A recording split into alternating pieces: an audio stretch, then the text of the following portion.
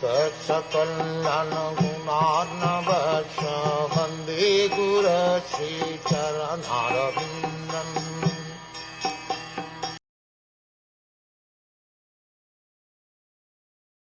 You are the original Rishi, and because your mind is always fixed on me, even though you will be engaged in generating various progeny, the vicious mode of passion will never encroach upon you. The same assurance is given to Brahmā in the second canto, chapter 9, verse 36. Being so favored by the Lord, Brahma's schemes and plans are all infallible. If sometimes Brahmā is seen to be bewildered, as in the 10th canto, he is bewildered by seeing the action of the internal potency. That is also for his further advancement in transcendental service. Arjuna is found to be similarly bewildered.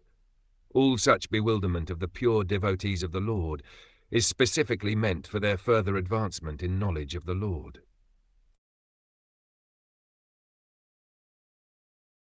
Although I am not easily knowable by the conditioned soul, you have known me today because you know that my personality is not constituted of anything material, and specifically not of the 5 gross and 3 subtle elements. Knowledge of the Supreme Absolute Truth does not necessitate negation of the material manifestation, but understanding of spiritual existence as it is.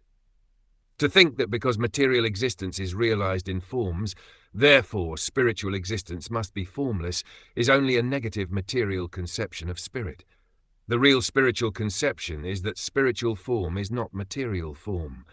Brahmā appreciated the eternal form of the Lord in that way, and the personality of Godhead approved of Brahma's spiritual conception.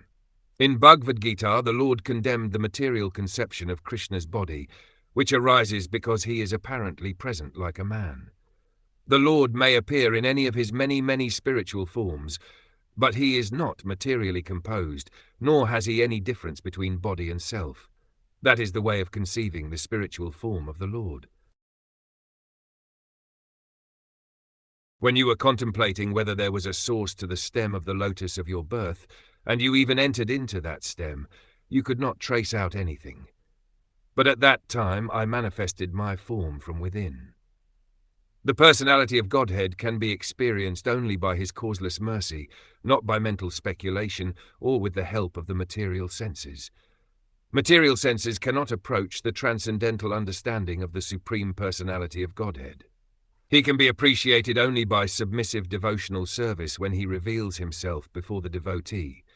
Only by love of Godhead can one know God, and not otherwise.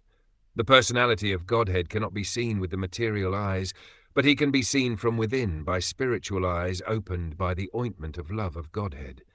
As long as one's spiritual eyes are closed due to the dirty covering of matter, one cannot see the Lord.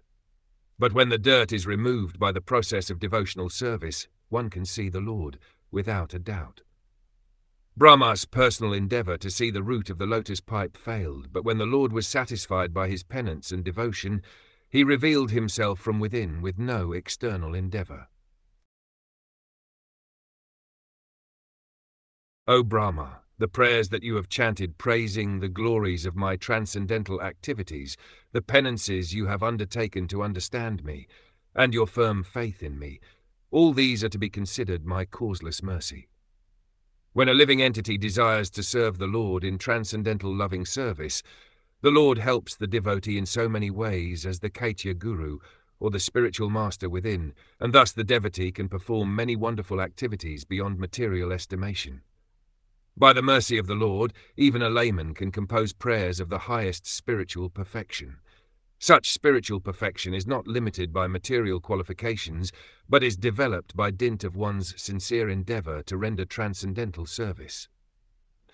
Voluntary endeavor is the only qualification for spiritual perfection. Material acquisitions of wealth or education are not considered. I am very much pleased by your description of me in terms of my transcendental qualities, which appear mundane to the mundaners. I grant you all benedictions in your desire to glorify all the planets by your activities. A pure devotee of the Lord like Brahmā, and those in his line of disciplic succession, always desire that the Lord be known all over the universe by each and every one of the living entities. That desire of the devotee is always blessed by the Lord. The impersonalist sometimes prays for the mercy of the personality of Godhead Narayan as the embodiment of material goodness, but such prayers do not satisfy the Lord because he is not thereby glorified in terms of his actual transcendental qualities. The pure devotees of the Lord are always most dear to him, although he is always kind and merciful to all living entities. Here the word gunamayam is significant because it indicates the Lord's possessing transcendental qualities. Any human being who prays like Brahmā and who thus worships me shall very soon be blessed with the fulfillment of all his desires, for I am the Lord of all benediction.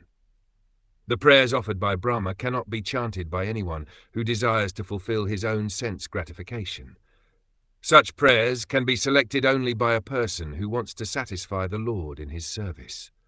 The Lord certainly fulfills all desires in regard to transcendental loving service, but he cannot fulfill the whims of non-devotees, even when such casual devotees offer him the best of prayers.